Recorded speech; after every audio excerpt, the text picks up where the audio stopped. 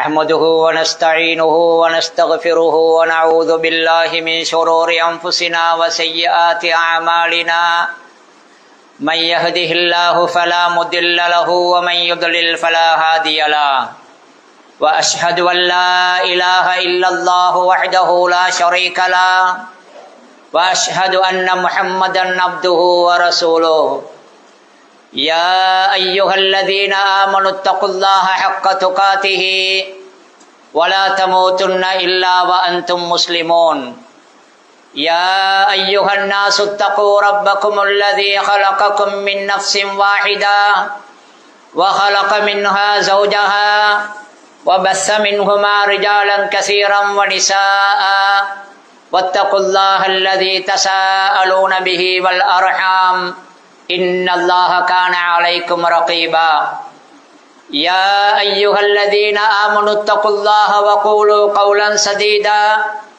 يصلح لكم أعمالكم ويغفر لكم ذنوبكم ومن يطع الله ورسوله فقد فاز فوزا عظيما أما بعد فإن أصدق الحديث كتاب الله وخير الهدي هدي محمد صلى الله عليه وسلم وشر الأمور محدثاتها وكل محدثة بدعة وكل بدعة ضلالة وكل ضلالة في النار.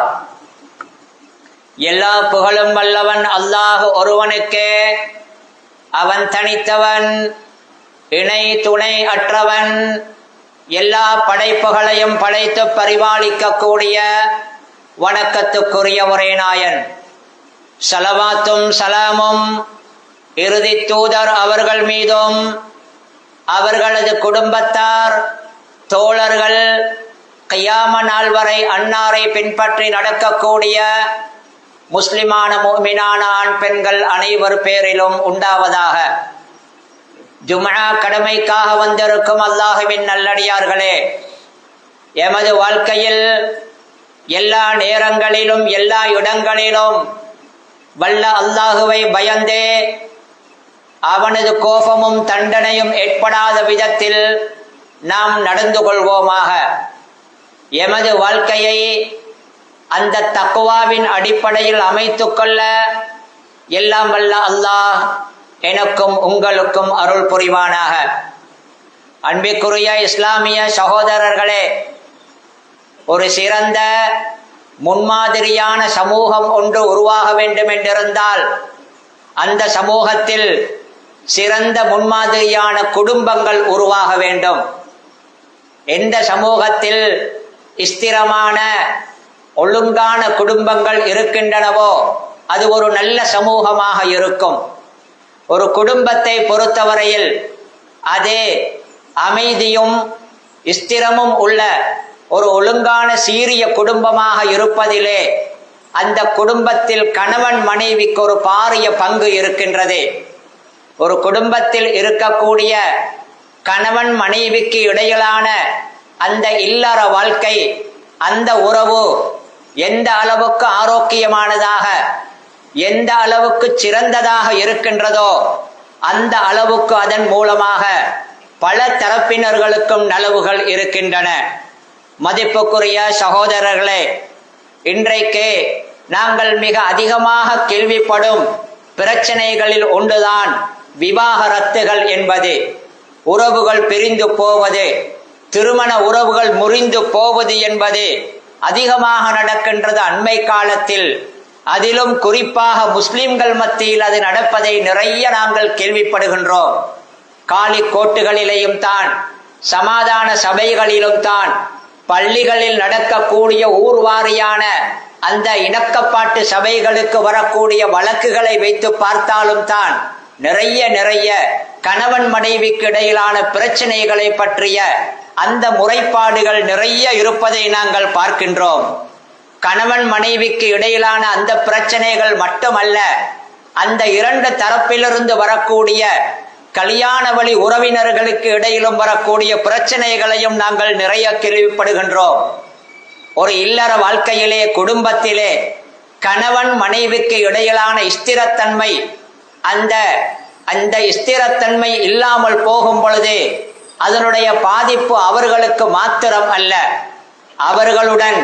அவர்களுடைய குழந்தைகளும் அதனால் பாதிக்கப்படுகின்றார்கள்.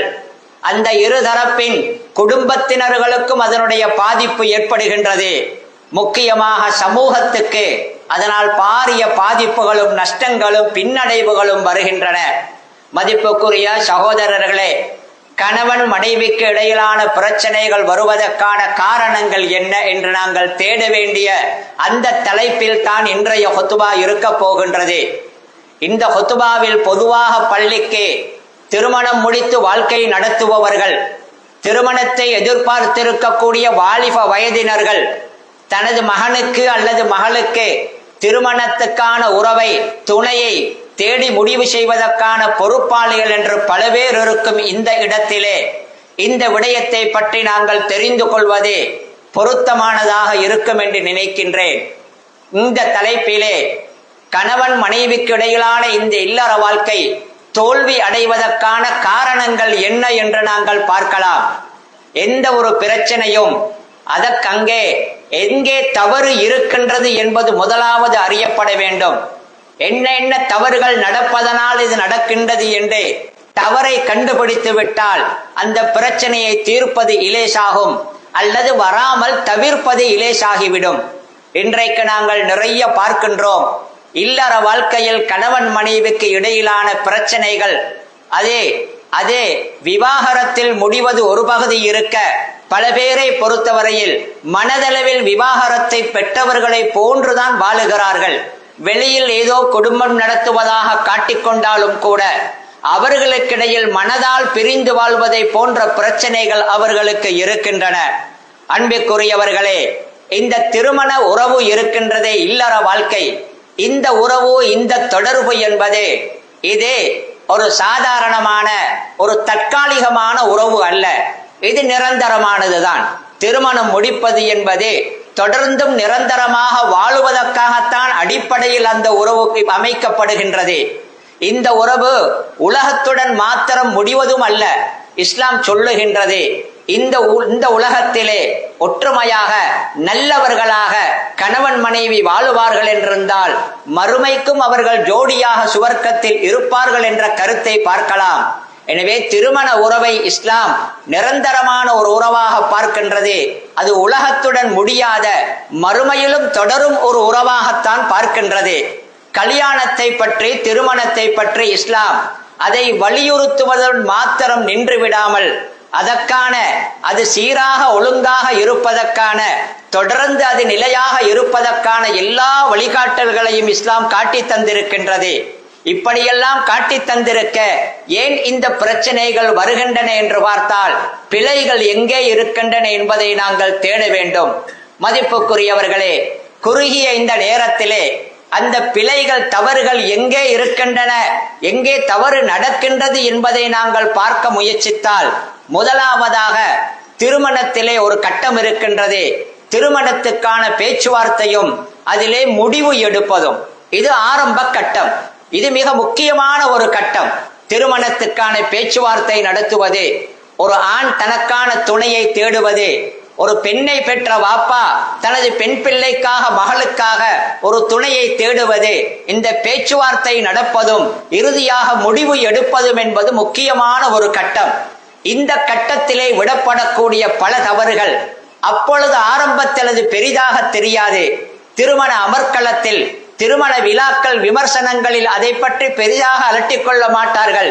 எப்படியாவது திருமணம் முடிந்து விடுகின்றது என்ற அந்த திருப்தியிலே இருப்பார்கள். காலம் போக போக அங்கு விட்ட ஆரம்ப தவறுகளுடைய பாதிப்புகள் வரலாம். இந்த திருமணத்துக்கான பேச்சுவார்த்தை, முடிவு எடுக்கும் இந்த ஆரம்ப கட்டம் இருக்கின்றதே, இது கிட்டத்தட்ட அறிஞர்கள் எப்படி விளங்கப்படுத்துகிறார்கள் என்றால், கருவிலே ஒரு சிசு வளரும் காலத்தை போன்று, தாயின் கருவறையிலே ஒரு குழந்தை அது தரித்து அது சிசுவாக வளரும் காலம் இருக்கின்றதே, அந்த காலத்தில் அந்த குழந்தை விடயத்திலே, கருவிலே இருக்கும் அந்த சிசுவின் விடயத்திலே அக்கறை செலுத்தப்பட்டு, அதனுடைய ஆரோக்கியத்தில் கவனம் செலுத்தப்பட்டு, அது சரியான முறையில் அந்த காலம் பராமரிக்கப்பட்டு கவனிக்கப்பட்டால் ஆரோக்கியமான ஒரு குழந்தை கிடைக்கும். அதிலே கவனஈனமாக இருந்து விட்டால் பிறக்கும் குழந்தை குறையுள்ள குழந்தையாக பிறந்துவிடும். அதே போன்றுதான் இந்த திருமணத்துக்கான பேச்சுவார்த்தையின் காலமும். அதில் கவனமாக செயல்பட்டு தவறுகள் வராமல் பார்த்து கொண்டால் அதற்கு பின்னால் நடக்கும் அந்த திருமண வாழ்க்கை என்பது ஆரோக்கியமான குழந்தை ஒன்றை போன்று ஆரோக்கியமான ஒரு இல்லற வாழ்க்கையாக அமைந்துவிடும். மதிப்புக்குரிய சகோதரர்களே, நாங்கள் பார்க்கின்றோம் கல்யாண பேச்சுவார்த்தைகளின் பொழுது சில தவறுகள் இருக்கின்றன. சமூகத்திலே ஒரு பிழையான மனப்பாங்கு இருக்கின்றது. என்ன தெரியுமா? திருமணத்துக்காக பொய் சொல்லலாம் என்பதை போன்று எத்தனை பொய்களை சொல்லியும் பரவாயில்லை, ஒரு ஆணையும் பெண்ணையும் சேர்த்து வைத்து விட்டால் வாழ்ந்து விடுவார்கள், நல்ல காரியம் தானே நடக்கப் போகின்றதே, அதற்காக சில பொய்களை சொன்னால் பரவாயில்லை என்பதை போன்ற ஒரு மனப்பாங்கு இருக்கின்றது. அது தவறான மனப்பாங்கு சகோதரர்களே. என்றைக்குமே பொய் பிரச்சனையானதுதான். இந்த பொய்யிலே குறைகளை மறைப்பது, பொய்யை சொல்லுவது என்பது திருமண பேச்சுவார்த்தை காலத்தின் பொழுது பல பேர் இதை செய்கின்றார்கள். இதில் குறிப்பாக 2 தரப்பினர்கள் இருக்கின்றார்கள். ஒன்று, திருமண பேச்சுவார்த்தைகளில் ஈடுபடக்கூடிய தரகர்கள். அவர்களை பொறுத்தவரையில் எப்படியாவது காரியத்தை சாதிக்க வேண்டும் என்று பல பேர் எப்படியாவது தனக்கு பணம் வந்தால் போதும் என்ற எண்ணத்தில் எத்தனையோ பொய்களை அள்ளி கொட்டி ஏமாற்றி விடுகின்றார்கள். இன்னமொரு தரப்பு இருக்கின்றார்கள், கல்யாண விடயத்திலே ஆலோசனை கேட்கப்படக்கூடியவர்கள். ஒரு ஊரிலே மாப்பிள்ளை பேசுகின்றார்கள் மகளுக்கு. அந்த ஊரிலே தனக்கு தெரிந்த ஒருவரை அணுகி, அறிமுகமில்லாத ஊரு, அந்த ஊரிலே இன்னாரை பற்றி தெரியுமா, அவர் எப்படி என்று கேட்கப்படும் பொழுது அந்த நேரத்தில் ஆலோசனை கேட்கப்படுபவர் பொறுப்புடன் நடந்து கொள்ள வேண்டும். அந்த நேரத்திலே மூடி மறைத்து அப்படி இப்படி குறைகளை சொன்னால் பாவமோ என்றெல்லாம் நினைக்கும் கட்டம் அல்ல. காரணம், அமானிதமாக கேட்கப்படும் ஆலோசனை.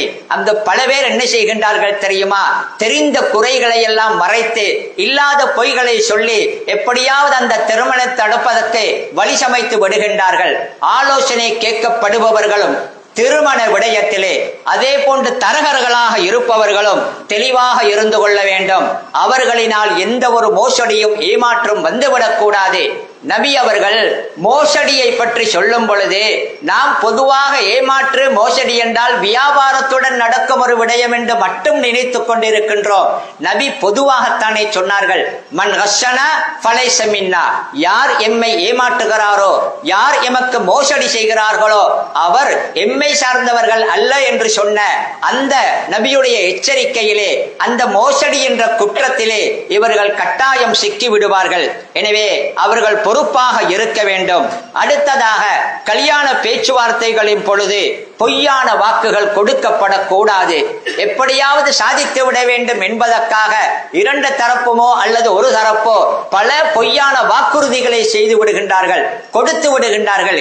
இதை செய்து தருவோம், அப்படி செய்து தருவோம் என்றெல்லாம் பொய்யான வாக்குறுதிகள் கொடுக்கப்படுவது கல்யாணத்துடைய பேச்சுவார்த்தைகளின் பொழுது நிறைய பிரச்சனை வருவதற்கான காரணங்களில் ஒன்று தெளிவு இல்லாமல் இருப்பது. மூடி மறைத்து சொல்லியும் சொல்லாமலும் பட்டும் படாமலும் பல விடயங்களை பேசிக்கொண்டு சிலதை வெளியே கொண்டு வந்து சிலதை மறைத்து இப்படி பேசுவது கூடாது.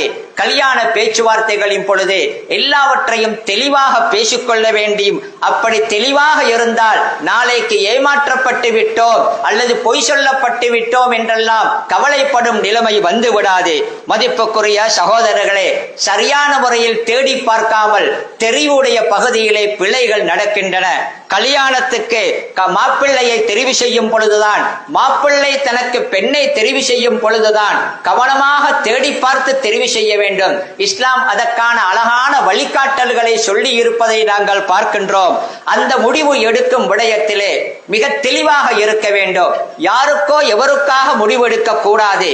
கல்யாணத்துக்கான முடிவு எடுக்கும் பொழுது அவர் அப்படி நினைப்பாரோ, இவர் இப்படி நினைத்தாரோ, மனதுக்கு விருப்பம் இல்லை தான், ஆனாலும் இன்னாருக்காக விருப்பம் இல்லாமல் நான் உடன்படுகின்றேன் என்று யாரையோ திருப்திப்படுவதற்கு, யாரையோ சந்தோஷப்படுத்துவதாக பாசாங்கு பண்ணும் விடயத்திலே முடிவு எடுக்க கூடாது. இது அவரவருடைய வாழ்க்கை, அவரவருடைய பிள்ளைகளின் வாழ்க்கை. எனவே அந்த முடிவிலே பாசாங்கத்தனமோ நடிப்போ யார் யாரையும் திருப்திப்படுத்துவதாகவோ இருக்கக்கூடாது. தனக்கு உண்மையிலே நியாயமான காரணங்களுக்கு விருப்பம் இல்லை என்றிருந்தால் யார் எவருக்காகவோ முடிவுகளுக்கு போகக்கூடாது. அங்கே அவரை திருப்திப்படுத்த இவரை திருப்திப்படுத்த என்று எடுக்கப்படக்கூடிய முடிவுகள் நாளைக்கு அவர்களெல்லாம் ஒருபுறம் இருக்க கூடி வாழக்கூடிய கணவன் மனைவிக்கு இடையிலே பிரச்சனையை கொண்டு வந்து விடுகின்றது. இன்னும் ஒரு காரணம் இருக்கின்றது. இல்லற வாழ்க்கை தோற்று போவதற்கான காரணங்களில் ஒன்று, திருமணத்தை பொறுத்தவரையில் ஒரு நல்ல கணவன் தெரிவு செய்யப்பட வேண்டும், ஒரு நல்ல மனைவி தெரிவு செய்யப்பட வேண்டும். அடிப்படையில் அதுதான் வாழ்க்கையின் சந்தோஷம் ஸ்திரத்துக்கு பிரதானமானது. பணம் எல்லாம் அதற்கு பின்னால் தான். ஆனால் அந்த அடிப்படையான மார்க்க விடயம் ஒழுக்கங்கள் சரியாக பார்க்கப்படாமல் இந்த பணம் ஒன்றை பார்க்கப்படும் பொழுது, பணத்தின் மீதான பேராசை அதிகமாகும் பொழுது, அதையே மையமாக வைத்த தீர்மானங்கள் எடுக்கப்படும் பொழுது பல பிரச்சனைகள் வந்து விடுகின்றது. மதிப்புக்குரிய சகோதரர்களே, இன்று பல குடும்பங்களிலே அந்த ஜோடிகளுக்கிடையிலே பிரச்சனை வருவதற்கான காரணங்களை தேடி பார்த்தால் அதிகமாக இருக்கும் காரணங்களில் ஒன்றுதான், அந்த கணவனும் மனைவியும் இன்று வாழ்பவர்கள் அவர்களாக முடிவெடுத்து திருமணத்துக்கு அவர்கள் முடிவு செய்திருப்பார்கள். ஒரு ஆணும் பெண்ணும் ஒரு அடுத்தவரையுடைய அழகிலே மயங்கி வாலிபர்கள் இளம் பெண்களை அவர்கள் விரும்ப துவங்கி விடுகின்றார்கள், அல்லது பெண்கள் சில வாலிபர்களை விரும்ப துவங்கி அவர்களாகவே திருமணம் முடித்து விடுவது என்ற முடிவுக்கு வருகிறார்கள். ஒரு குடும்பம் எதிர்த்தாலும், பெற்றவர்கள் எதிர்த்தாலும், பெரியவர்கள் விருப்பம் இல்லாவிட்டாலும் கூட நாம் விரும்பி விட்டோம், இது எமது தெரிவு என்ற முடிவுக்கு வந்து திருமணத்துக்கு முன் வருகின்றார்கள். அன்புக்குரியவர்களே, ஒரு விடயத்தை சரியாக விளங்கிக் கொள்ள வேண்டும். கல்யாணத்தை பொறுத்தவரையில் அதிலே விருப்பம் வந்து பிரதானமாக அந்த திருமணம் முடிக்கும் அந்த ஆண் அவனது விருப்பம் தான். அவன் தான் கல்யாணம் முடிக்க போகின்றான். அந்த பெண்ணாயிருந்தாலும் கூட தனக்கு வரவேண்டிய கணவர்களிடத்திலே தனது விருப்பத்தையும் தனது தெரிவையும் சொல்லும் உரிமை அவர்களுக்குத்தான் அடிப்படையில் இருக்கின்றது. அது உண்மைதான். ஆனாலும் குடும்பத்தில் மூத்தவர்கள், பெரியவர்கள், அனுபவசாலிகளுடைய அனுசரணையுடன், அவர்களுடைய ஒத்துழைப்புடன், அவர்களுடைய அந்த அனுபவங்கள், அவர்களுடைய உபதேசங்களுடைய அடிப்படையிலே முடிவுகள் எடுக்கப்பட வேண்டியது தேவையானது. காரணம் என்ன தெரியுமா? வாழ்க்கை என்பது அனுபவங்கள் தான். வாழ்க்கை என்பது ஒரு பெரிய பாடம். வளர்ந்தவர்கள், வயோதிபர்கள், மூத்தவர்களிடத்திலே அனுபவம் இருக்கின்றது, இவர்களிடத்திலே வேகம் இருக்கின்றது, ஏதோ ஒரு கவர்ச்சி இருக்கின்றது, சாதிக்க வேண்டும் என்ற ஒரு ஆசையும் வேகத்து காரணமாக அவர்களாகவே முடிவு செய்து விடுகின்றார்கள். இன்றைக்கு காலி கோட்டுகளிலே, இன்னும் பல பிணக்குகளை தீர்க்கப்படும் சபைகளிலே இல்லற பிரச்சனைகள், கணவன் மனைவிக்கிடையில் வரும் பிரச்சனைகளில் அதிகமானவைகளை தேடி பார்த்தால் அவர்கள் சொந்த விருப்பத்தில், பெரியவர்களுடைய குடும்பத்தில் தாய் தந்தையர்கள் மூத்தவர்களுடைய அனுமதி இல்லாமல் அல்லது அவர்களது விருப்பம் இல்லாமல் தானாகவே முடிவெடுத்து திருமணம் செய்தவர்களாக இருப்பார்கள். அவர்களுக்கு தெரிவிலே அனுபவம் கிடையாது. அவசரத்தில் எடுத்த முடிவு நாளைக்கு அது பிரச்சனையில் முடிகின்றது. இன்றைக்கு நிறைய என்ன நடக்கின்றது தெரியுமா?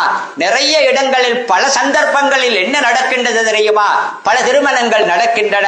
உம்மா பாப்பா சபையில் முன்னின்று நடத்துகின்றார்கள். ஏதோ வெளியில் விருப்பம் போன்று காட்டிக் கொள்ளுகின்றார்கள். வெளியிலே சிரிக்கும் அவர்களுடைய மனதிலே கடுமையான கவலை, உள்ளுக்குள் அழுகின்றார்கள். காரணம் என்ன தெரியுமா? அந்த மகனுடைய பிடிவாதத்துக்காக விருப்பப்படுகின்றார்கள். தன்னையும் மீறி விரும்பி விட்டார்கள். அவர்களை நிறுத்த முடியாது. அதற்கும் மீறினால் ஊருக்கே தெரிய ஓடிவிடுவார்கள். குடும்பத்தின் மானம் போய்விடுமோ என்று விருப்பம் கிடையாது. உண்மையிலே விருப்பமில்லாமல் போவதற்கு நியாயமான காரணங்கள் புரிகின்றது உம்மா பாப்பாவுக்கு. ஆனாலும் பிள்ளைகளுடைய பிடிவாதத்துக்காக சமூகத்திலே தானும் தலை குனியாமல் இருக்க வேண்டும் என்பதற்காக ஏதோ தாம் பேசி தீர்த்த கல்யாணத்தை போன்று காட்டிக்கொள்ளுகிறார்கள். ஏற்கனவே அவர்கள் பேசி முடித்த கல்யாணத்தை தாம் விரும்பி செய்வதை போன்றும் தாம் தான் பேசி தீர்த்ததாகவும் நடிக்கின்றார்கள். அப்படி நடித்து பாசாங்கு பண்ணிக்கொண்டு திருமணத்தை நடத்தக்கூடிய பெரியவர்கள், தாய் தந்தையர்கள் நிறைய பேர் இருக்கின்றார்கள். பல திருமணங்கள் இப்படி நடக்கின்றன. இதனுடைய பாதிப்பு பிறகு என்ன நடக்கின்றது தெரியுமா? இவர்கள் இளம் வயதினர்கள் அனுபவம் இல்லாமல் அவசரப்பட்டு பிடிவாதத்தில் அவர்கள் முடிவெடுத்து வாழ துவங்குகிறார்கள். குடும்பத்தார்கள் உள்ளுக்குள் எதிர்ப்பு, அவர்களுக்கு விருப்பம் கிடையாது. ஆனாலும் திருமணம் நடக்கின்றது என்று சொல்லுங்கள். நாளைக்கு இவர்களிடத்திலே ஒரு பிரச்சனை வரும் பொழுது கணவன் மனைவிக்கு இடையிலே பிரச்சனை வரும் பொழுது மூத்தவர்களை அணுகினால் கைவிட்டு விடுவார்கள். எம்மை கேட்டா செய்தீர்கள், நாம் வேண்டாம் என்று சொன்னோமே, நீங்களே பார்த்துக் கொள்ளுங்கள் என்று விட்டு விடுவார்கள். பிரச்சனையை தீர்க்க முடியாமல் அந்த இளம் ஜோடி தடமாறுவதையும் கடைசியில் பிரிந்து போவதையும் நாங்கள் பார்க்கின்றோம். இன்றைக்குள்ள பிரச்சனைகளில் அது முக்கியமானதாக இருக்கின்றது. மதிப்புக்குரிய சகோதரர்களே, திருமணத்துடைய விடயத்திலே இல்லற வாழ்க்கை பிரச்சனையாகுவதற்கு அல்லது தோல்வியில் முடிவதற்கான காரணங்களில் இன்னும் ஒன்று என்ன தெரியுமா? இஸ்லாம் சொல்லுகின்றதே, மார்க்கத்தை அடிப்படையாக வைத்து, நற்குணத்தை அடிப்படையாக வைத்து, ஒழுக்கத்தை அடிப்படையாக வைத்து தெரிவுகள் நடக்க வேண்டும் என்று சொல்லுகின்றது. ஒரு பெண்ணை திருமணம் முடிக்கும் பொழுது பிரதானமாக அவளுடைய மார்க்கப்பட்டு கவனிக்கப்பட வேண்டும். அது கவனிக்கப்படாமல் இருப்பது பல சந்தர்ப்பங்களில் பிரச்சனையை கொண்டு வந்து விடுவதை நாங்கள் பார்க்கின்றோம். மதிப்புக்குரியவர்களே, அதிலும் இன்னொரு பிழை என்ன தெரியுமா? சமூகத்தில் நடக்கின்றது. சில உம்மா பாப்பா இருக்கின்றார்கள், அவர்களுக்கு தெரியும் தனது மகனை பற்றி, தான் தோன்றித்தனமாக ஊரெல்லாம் திரிந்து கண்டபடி நடந்து பல பாவங்களை செய்திருப்பான் மகன். இவர்களுக்கு தெரியும் மகன் நல்லவன் அல்ல என்று. ஆனால் மகன் நல்லவன் அல்ல என்று தெரிந்தும் கூட, பிழையான பழக்க வழக்கங்கள் இருக்கின்றன என்று தெரிந்தும் கூட, அவனுக்கு ஒரு சாலிகான நல்ல பிள்ளையே தேடிக் கொடுக்க வேண்டும் என்று முயற்சி பண்ணுவார்கள். அவர்கள் அடிப்படையில் அதை விரும்புவது பிழை அல்ல. ஆனாலும் சாலிகான சில நல்ல பிள்ளைகள் இப்படி ஆண்களிடம் போய் சிக்கிக் கொள்ளும் பொழுது அவர்கள் அந்த ஆண்களை திருத்துவது என்பதை விட பல சந்தர்ப்பங்களில் அந்த ஆண்களின் மூலமாக அந்த பாவி பெண்கள் கஷ்டப்படுகின்றார்கள். எனவே அதிலே அந்த பெண்களை தனது மகள்மார்களுக்கு தேடும் பொழுது நாம் எமது ஆண் பிள்ளைகளை ஒழுக்கமான நல்ல பிள்ளைகளாக வளர்த்துக் கொள்ள வேண்டும். தான் தோன்றித்தனமான கட்டுப்பாடே இல்லாத பிள்ளையாக வளர்த்துவிட்டு நாளைக்கு அவனது கையிலே ஒரு நல்ல பிள்ளையை பிடித்துக் கொடுக்க குரங்கின் கையிலே பூமாலை கிடைத்ததை போன்று அவன் தாறுமாறாக அந்த பிள்ளையை வாழ்க்கையில் நடத்த தொடங்குகின்றான். கண்ணார பார்க்கின்றோம். அதனால் தான் இஸ்லாம் சொல்லுகின்றது, மார்க்க விடயத்திலே நாங்கள் எச்சரிக்கையாக இருக்க வேண்டும். அதிலே ரிஸ்க் எடுக்க கூடாது, அபாயகரமான நடவடிக்கைகளுக்கு போகக்கூடாது. ஒரு பெண் கெட்டவள் என்று தெரியும், ஒழுக்கம் இல்லாதவள் என்று தெரியும், நடத்தை பிழையானவள் என்று தெரியும் பொழுது பரவாயில்லை, நான் சமாளிப்பேன், நான் திருத்தி விடுவேன் என்ற அந்த அசட்டு தைரியத்தை அதில் எடுக்க கூடாது. இதிலே பல விடயத்தில் அந்த தைரியத்தை எடுக்கலாம். பிழையானவர்களை திருத்துவது என்பது நல்லதுதான், திருத்த முடியும் என்று முயற்சி பண்ணுவது நல்லதுதான். ஆனால் அந்த ஆபத்தான முயற்சியை வாழ்க்கையில் எடுப்பதை இஸ்லாம் விரும்பவில்லை. இஸ்லாம் சொல்லுகின்றது, நீங்கள் தேடும் பொழுதே நல்ல பிள்ளையாக தேடி எடுத்துக் கொள்ளுங்கள். நல்லது அல்ல என்று தெரிந்ததை நான் எடுத்து ஒழுங்குபடுத்துவேன் என்ற தைரியத்தில் முனைய வேண்டாம். அதே மறுபுறத்தில் போய் முடியலாம். வரலாறில் ஒரு முக்கியமான ஒரு அறிஞர் இருந்தார். அந்த அறிஞர் ஒரு பிழையான வழிகட்ட கொள்கையுள்ள ஒரு கூட்டத்தை சேர்ந்த ஒரு பெண்ணை முடிப்பதற்கு திருமணம் பேச விரும்பினார். அவருடைய மாணவர்கள் சொன்னார்கள், அந்த பெண்ணுடைய குடும்பம் பிழையான கொள்கை உள்ளவர்கள், மோசமான வழிகட்ட சிந்தனை உள்ளவர்கள், அதிலே நீங்கள் உறவு வைக்க வேண்டாம், அந்த பெண்ணை முடிக்க வேண்டாம் என்று சொல்ல, இல்லை நான் படித்திருக்கின்றேன், எனக்கு தைரியம் இருக்கின்றது, எனக்கு நம்பிக்கை இருக்கின்றது, நான் அந்த பிழையான கொள்கைக்கு போக மாட்டேன் என்று சொல்லி அந்த பெண்ணின் அழகை பார்த்தவர் முடிக்க காலப்போக்கிலே அந்த பிழையான கொள்கைக்கு போய் அதை பிரச்சாரம் செய்பவராகவும் அதை மாறிவிடுகின்றார். எனவே கல்யாண விடயத்திலே இந்த ஆபத்தான நடவடிக்கைகளுக்கு போகக்கூடாது. இந்த தைரியத்தை இஸ்லாம் சொல்லுகிறது, விட்டுவிடுங்கள். காரணம், இது திருமணம், இது இல்லற வாழ்க்கை, அங்கே அந்த பிழை நடக்கவே கூடாது. மதிப்புக்குரிய சகோதரர்களே, இன்னும் ஒன்றும் இருக்கின்றது. என்னவென்றால், சில நேரத்திலே சில பேர் கல்யாண விஷயத்திலே தனது மகள்மாருக்கு திருமண தேடும் பொழுது, உறவு துணையை தேடும் பொழுது சில வாலிபர்களுடைய வெளித்தோற்றத்தை கண்டு அப்பகட்டுத்தனமான பாசாங்கத்தனமான அவர்களுடைய வாழ்க்கையை கண்டு ஏமாந்து விடுகிறார்கள். உண்மையிலே அவருக்கு தொழில் இருக்கின்றதா? உண்மையிலே அவருடைய வருமானம் எப்படி? ஒரு பெண்ணை வைத்து காப்பாற்றக்கூடிய, அவளை வைத்து பார்க்கக்கூடிய பொருளாதார வளம் அவரிடத்திலே இருக்கின்றதா என்பதை பற்றி சரியாக பார்க்காமல் திருமணத்தை முடித்து கொடுத்து விடுகின்றார்கள்.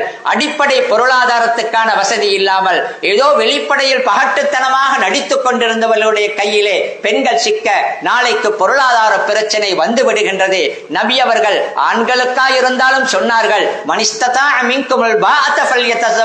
யாருக்கு பாஅத் முடியுமோ அவர் திருமணம் முடிக்கவும். பாஅத் என்றால் உடல் ரீதியாக அந்த மனைவியுடன் உறவு கொள்வதற்கான அவளுடன் தாம்பத்தியம் பண்ணுவதற்கான அந்த சக்தியும் அதே நேரத்தில் அவளை வைத்து நடத்துவதற்கான பொருளாதார வசதியும் தான், இரண்டும் தான். அந்த இரண்டும் இருந்தால் கல்யாணம் முடியுங்கள். அப்படி தேவை இருக்கின்றது, பொருளாதார வசதி இல்லையா, நோன்பு பிடித்து அந்த ஆசையை அடக்கிக் கொள்ளுங்கள் என்று நபி அவர்கள் சொன்னதை நாங்கள் பார்க்கின்றோம். மதிப்புக்குரிய சகோதரர்களே, பணமே வாழ்க்கை அல்ல என்றிருந்தாலும் கூட பணமும் வாழ்க்கைக்கு தேவைத்தான். பணக்கார வாலிபர்களையும் பெரிய தொழிலையும் பார்க்க வேண்டும் என்றில்லை.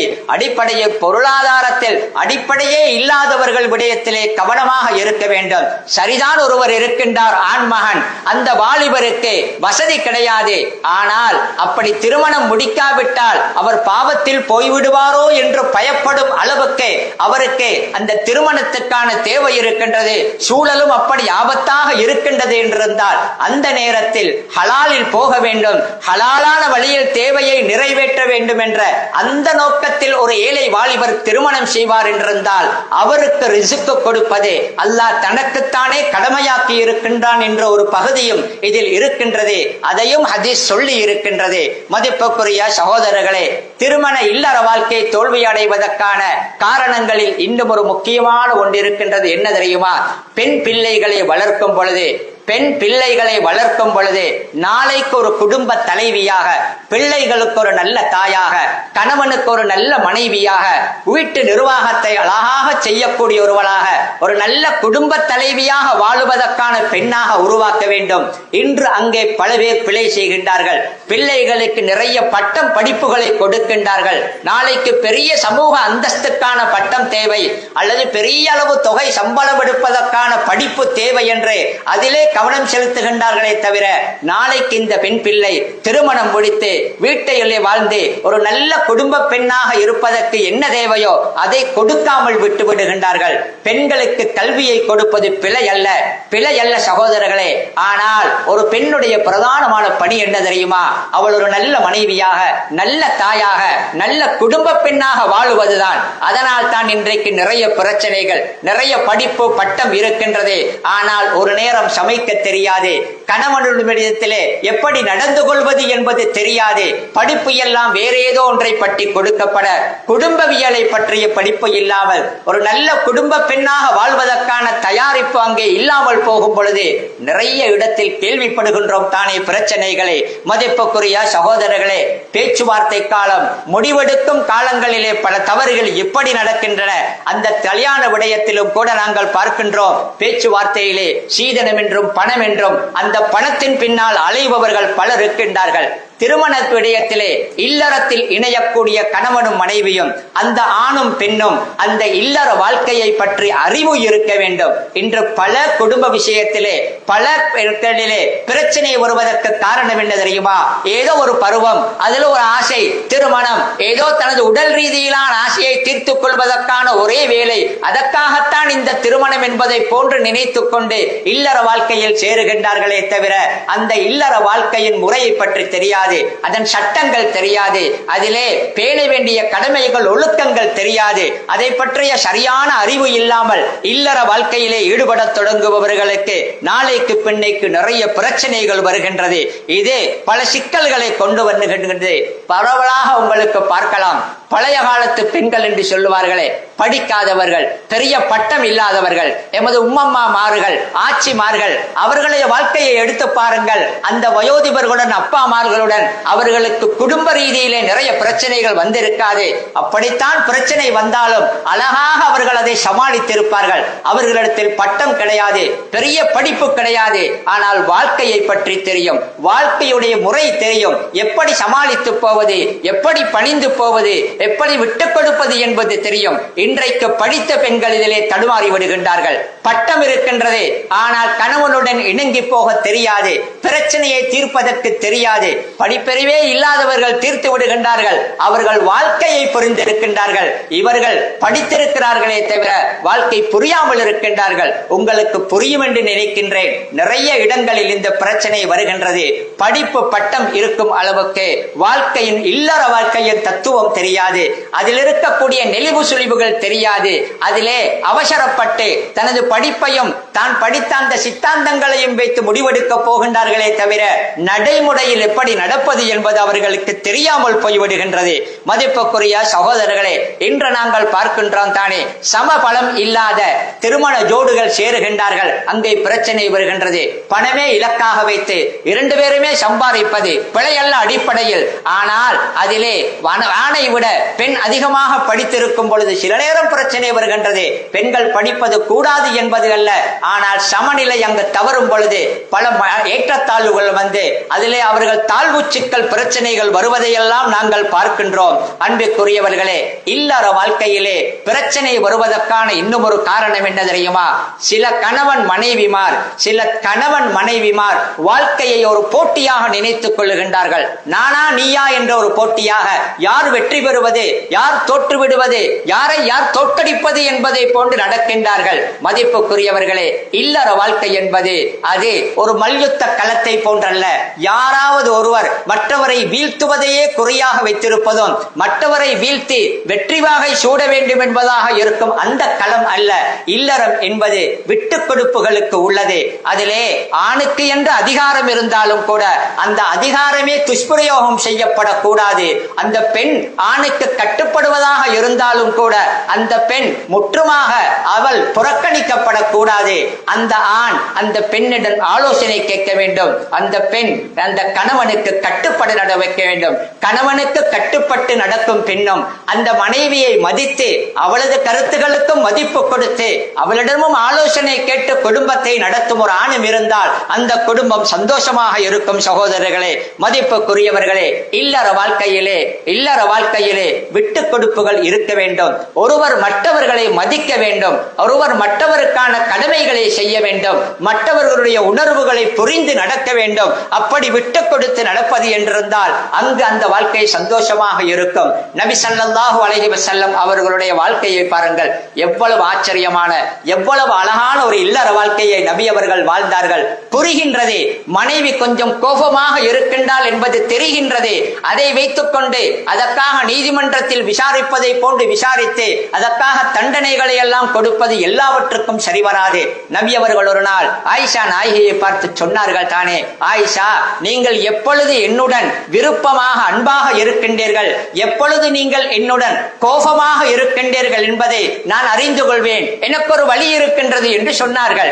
ஆயிஷா நாயகி ஆச்சரியப்பட்டார்கள். எப்படி இவர் புரிந்து கொள்கிறார் என்று, எப்படி யார் சொல்லலா என்று கேட்க நபி அவர்கள் சொன்னார்கள், ஆயிஷா, நீங்கள் இப்பொழுதாவது சத்தியம் செய்ய வேண்டிய நிலைமை வந்து அந்த சத்தியம் பண்ணும் பொழுது வரப்பி முஹம்மதுடைய நாயனின் மீது என்று எனது பெயரை சொல்லி, எனது நாயன் என்று முஹம்மது என்ற பெயரை சொல்லி நீங்கள் எனது நாயனுடைய பெயரின் மீது சத்தியமாக என்று சொன்னால் அப்பொழுது நீங்கள் என்னுடன் அன்பாக சந்தோஷமாக திருப்தியாக இருக்கின்றீர்கள் என்றுதான் அர்த்தம்.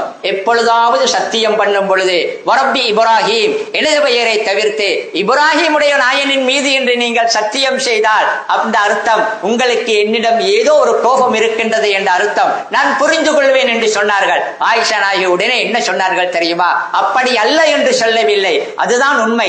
ஆனால் ஆயிஷா நாயகி அதை எப்படி தெரியுமா சமாளித்தார்கள்? யார சூழல்லா, உங்களது பெயருடன் மாத்திரம் தான் கோபமே தவிர முஹம்மது என்ற அந்த சொல்லுடன் அப்பொழுது கோபமே தவிர உங்களுடன் கோபம் கிடையாது என்பார்கள். மதிப்புக்குரிய சகோதரர்களே, இங்கே பாருங்கள், நபி அவர்கள் அந்த பெண்ணின் மனதை சரியாக புரிந்தார்கள். பல ஆண்கள் இங்கே தவறு செய்து விடுகின்றார்கள். படித்தவர்கள் கூட தவறு செய்து விடுகின்றார்கள். பெண்களை பொறுத்தவரையில் தனது கருத்தை வெளிப்படையாக சொல்ல மாட்டார்கள். எந்த ஒன்றையும் விருப்பத்தையும் வெளியாக சொல்ல மாட்டார்கள். அவர்கள் வெறுப்பையும் வெளிப்படையாக சொல்ல மாட்டார்கள். வளமையான அவர்களுடைய நடத்தைகளில் சில வித்தியாசங்கள் இருக்கும், பேச்சில் சில வித்தியாசங்கள் இருக்கும். அதை கவனமாக பார்த்து அந்த கணவன் சரியாக அடையாளம் பண்ணி கொள்ள வேண்டும். இப்பொழுது மனைவியுடைய மனநிலை இப்படி இருக்கின்றது, அதற்குள்ள விதத்தில் இவர் சமாளித்து போக வேண்டும். நபி அவர்கள் அப்படித்தானே அந்த வாழ்க்கையை கொண்டு போனார்கள். நாம் நினைக்கின்றோம் என்ன தெரியுமா? சிரித்து சிரித்து இருக்கக்கூடிய, சிரித்து மற்றவர்கள் முன்னால் இருக்கக்கூடிய கணவன் மனைவி பல பேரை பார்த்து பிரச்சனையே இல்லாதவர்கள் என்று நினைக்கின்றோம். பிரச்சனையே இல்லாத சின்ன ஒரு ஊடலும் வராத ஒரு குடும்பம் இருக்க முடியாது. அந்த நபியுடைய குடும்பத்திலும் சின்ன சின்ன கோபதாபங்கள் வந்து போன மனைவிகள் மத்தியிலே, மனைவிமாருக்கும் நபிக்கும் இடையிலே. ஆனால் அந்த சிரித்துக் கொண்டு வாழ்பவர்கள் சமாளிக்க தெரிந்திருக்கின்றார்கள். அதனால் அவர்கள் சிரிக்கின்றார்கள். எனவே சமாளிக்க தெரியும் என்றிருந்தால் அதை சரியான முறையில் நிலைமைகளை கண்காணித்து அடையாளங்களை கொண்டு உணர்ந்து நாங்கள் விட்டுக் கொடுப்போம் என்றிருந்தால் அது சந்தோஷமாக முடியும். மதிப்புக்குரியவர்களே, நீண்ட ஒரு தலைப்பு, பல விடயங்கள் இருக்கின்றன. திருமண வாழ்க்கையில் தோல்வியில் முடிவதற்கான காரணங்களில் ஒன்று என்ன தெரியுமா? அந்த திருமண வாழ்க்கையிலே வரக்கூடிய சின்ன சின்ன பிரச்சனைகளை பெரிதுபடுத்துவது. பிரச்சனைகள் வராமலே இருக்காது. அந்த சின்ன பிரச்சனைகளின் பொழுது அதை கவனமாக, அது பெரிதுபடுவதற்கு முன்னால் கவனமாக அதை தீர்த்து விட வேண்டும். அது பெரிதாகிவிட்டால் தீர்க்கவே முடியாத சிக்கலாக போய்விடும். பல பிரச்சனைகளை கணவன் மனைவி விவாகரத்து வரைக்கும் போய்விட்டு பல பேர் பேசுவதை பார்க்கலாம். இவ்வளவு பிரச்சனைக்கும் அன்று நடந்த இந்த ஒரு சின்ன விஷயம் தான் காரணம். அன்று அதை சரியாக சமாளிக்க அதை அப்பொழுதே தீர்த்தி விடாமல் போனதுதான் இன்றைக்கு இந்த நிலைமைக்கு வந்துவிட்டது என்று பேசிக்கொள்ளக்கூடிய பல பேரை நாங்கள் பார்க்கின்றோம். மதிப்புக்குரியவர்களே, இல்லற வாழ்க்கை என்றிருந்தால் ஊடல்கள், சின்ன சின்ன பிணக்குகள் வராமல் இருக்காது. அந்த சின்ன சின்ன கோபங்களுக்கு பின்னால், அதற்கு பின்னால் சமாதானமாகிவிட்டால் அதைவிட முன்பிருந்ததை விட வாழ்க்கை இனிமையாகத்தான் இருக்கும். ஆனால் அந்த சமாதானம் வந்துவிட வேண்டும். அந்த பிரச்சனைகள் பெரிதாகாமல் அதை கவனமாக தவிர்த்து விட வேண்டும். மதிப்புக்குரியவர்களே, சில பேருடைய இல்லற வாழ்க்கையில் தோல்வி அடைவதற்கான காரணங்களில் ஒன்று என்ன தெரியுமா? அவர்கள் நல்லவர்கள் தான். அவர்கள் ஒருவர் மீது ஒருவர் அன்பாகத்தான் இருக்கின்றார்கள். வெளியுள்ளவர்கள் அவர்களை குழப்பி விடுகின்றார்கள். வெளியுள்ளவர்கள் அவர்களுடைய இல்லற வாழ்க்கையை நாசப்படுத்த முயற்சி பண்ணுகின்றார்கள். நபி அவர்கள் சொன்னார்கள் தானே, லைஸ மின்னா மன் ஹப்பப இம்ராஅத்தன் அலா ஜௌஜிஹா. யாராவது ஒருவன் ஒரு பெண்ணை அவனது கணவனுக்கு எதிராக தூண்டிவிட்டால், குழப்பிவிட்டால், அந்த மனிதன் எங்களை சார்ந்தவன் அல்ல என்று சொன்னார்கள். சில பேர் இருக்கின்றார்கள், உண்மையிலே நல்ல கணவன் மனைவி தான், அவர்களுக்கிடையில் நேரடியாக பிரச்சனை கிடையாது. ஆனால் மாமி மாமாருடைய அல்லது சொந்தக்காரருடைய அல்லது நண்பர்களுடைய பிரச்சனைகளின் காரணமாக அவர்கள் பிரிகின்றார்கள். யார் ஒரு பெண்ணை அவளது கணவனுக்கு எதிராக தூண்டுகிறாரோ, கணவனை பற்றிய குறைகளை சொல்லி அவளை குழப்பி விடுவது, அல்லது ஏழைய ஆண்களை பற்றியும் அவர்கள் அவரது பெண்களை கவனிப்பதை பற்றியும் பெரிதாக பாராட்டுவது, அந்த பெண் அந்த ஆண்களுடன் தனது கணவனையும் ஒப்பிட்டு யோசிக்க துவங்குகிறாள். அது பிரச்சனையில் போய் முடிகின்றது. இப்படி நிறைய பேர் இருக்கின்றார்கள் சகோதரர்களே. மூன்றாம் தரப்புடைய அந்த பிழையான முறையின் காரணமாக பல பேர் பெறுகின்றார்கள். சில பேர் வேண்டுமென்றே இதை செய்கின்றார்கள்.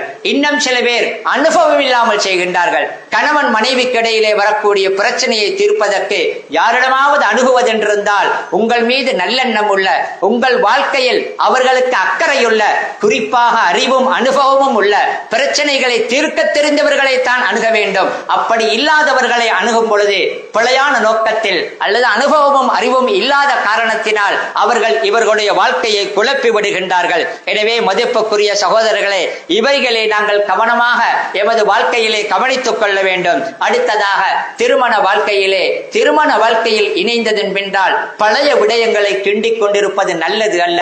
சில பேர் இருக்கின்றார்கள், ஏதோ நடந்து முடிந்து விட்டது, தெரியும் தான் குறைகள், ஆனாலும் விட்டுக் கொடுத்து விட்டு திருமண வாழ்க்கையில் இணைந்து விட்டால் அதற்கு பின்னால் அந்த பெண்ணுடைய பழைய குறைகள் தெரிய வந்தது என்றோ, அதை வைத்துக் கொண்டு அவளுக்கு குத்து வார்த்தைகளை சொல்லுவதோ, அல்லது கணவனுக்கு அந்த பெண் அப்படி பழைய குறைகளை கிண்டி எடுத்து அதை கிளறி எடுத்து அதை பிரச்சனைப்படுத்துவதையோ தவிர்த்துக் கொள்வதுதான் நல்லது. அதுவும் பல பொழுது காரணமாக அமைந்து விடுகின்றது பிரச்சனைகள் வருவதற்கு. எனவே மதிப்புக்குரிய சகோதரர்களே, இன்னும் சில பேருடைய சில காரணங்கள் இருக்கின்றது. என்ன தெரியுமா? மார்க்கத்திற்கு முரணான அம்சங்கள் நடக்கும் பொழுது நன்றாகவே நினைவுறுத்திக் கொள்ளுங்கள். மார்க்கத்துடைய எல்லைகள் மீறப்படும் பொழுது மனைவியுடைய சில நடவடிக்கைகளில் மார்க்கத்துக்கு முரணான அம்சங்கள் தெரிகின்றன. கடமைகளை விடுகின்றார் அல்லது பாவமான விடயங்களிலே அவள் ஈடுபடுகின்றால், அதில் ஆர்வப்படுகின்றார் என்ற பொழுது அங்கே கவனஈனமாக இருக்கக்கூடாது, அதை சாதாரணமாக எடுக்கக்கூடாது. மார்க்கத்தின் எல்லைகள் மீறப்படும் பொழுது, கணவனோ மனைவியோ அதை மீறப்படும் பொழுது, அடுத்த தரப்பு அந்த விடயத்தில் அசாதாரணமாக இருந்து கவனஈனமாக இருந்து விடக்கூடாது. அதை அப்பொழுதே நிறுத்தி தடுத்து அதை திருத்தி விட வேண்டும். அந்த இடத்தில் விடும் தவறு நாளைக்கு அது பெரிதானதன் பின்னால் சிக்கலை கொண்டு வந்து விடுகின்றது. மதிப்புக்குரிய சகோதரர்களே, கடைசியாக இதில் ஒரு பகுதியை சொல்ல முடித்துக் கொள்கிறேன். என்னவென்றால், திருமண வாழ்க்கையிலே ஒவ்வொருவருக்கும் கிடைத்ததை கொண்டு திருப்தி அடையும் பழக்கம் தேவை. கிடைத்ததை கொண்டு திருப்தி அடைவது என்று பேசுவோமே, நான் நினைக்கின்றோம் பெரும்பாலும் அது வீட்டிலே அல்லது பொருளாதாரத்திலே என்று. அதில் மட்டும் மட்டுமல்ல, வாழ்க்கையில் எதுவாக இருந்தாலும் எமக்கு எது கிடைத்ததோ அதை வைத்து வாழ பழகிக் கொள்ள வேண்டும். அதை விருப்பமானதாக மாற்றி அதை வைத்து திருப்தியாக இருக்க பழகிக் கொள்ள வேண்டும். சிறிய ஒரு வீடு இருக்கின்றது, அவ்வளவுதான், அதுதான் எனக்கு இருக்கின்றது என்றிருந்தால் பெரிய பணக்காரர்களையும் மாளிகைகளையும் பார்த்து ஆசைப்படுவது, அதன் மூலம் என்ன நடக்கும் தெரியுமா? உடனே அந்த மாளிகை எமக்கு கிடைத்து விடாது. அடுத்தபடி சின்ன வீட்டிலே நிம்மதியா இருந்த அந்த மனதிலே அந்த ஆசை வந்ததன் பின்னால் நிம்மதியும் அந்த சின்ன வீட்டிலேயும் இல்லாமல் போய்விடும். இந்த நிலைமை வாழ்க்கையில் வரக்கூடாது. என்ன சொல்ல வருகிறேன் தெரியுமா?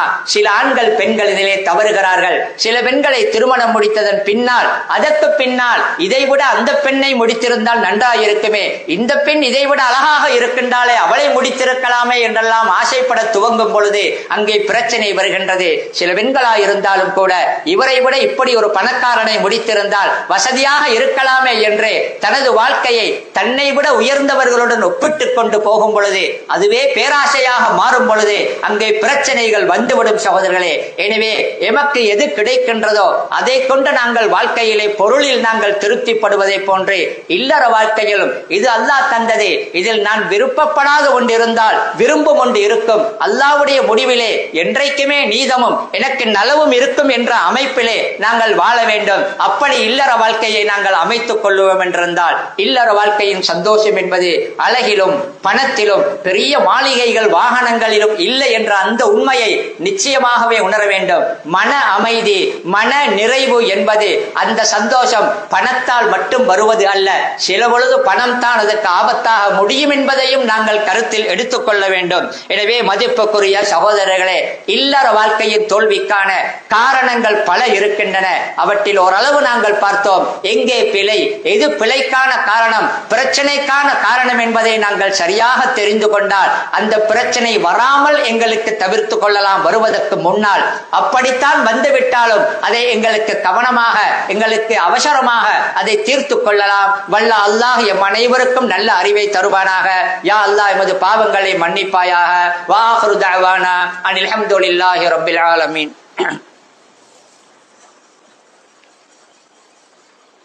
அல்ஹம்துலில்லாஹி ரப்பில் ஆலமீன். வஸ்ஸலாத்து வஸ்ஸலாமு அலா அஷ்ரஃபில் முர்சலீன் சய்யிதினா வ ஹபீபினா முஹம்மது பின் அப்துல்லாஹ் வ அலா ஆலிஹி வ ஸஹ்பிஹி வ மன் தபிஅஹு பி இஹ்சானின் இலா யௌமித்தீன்.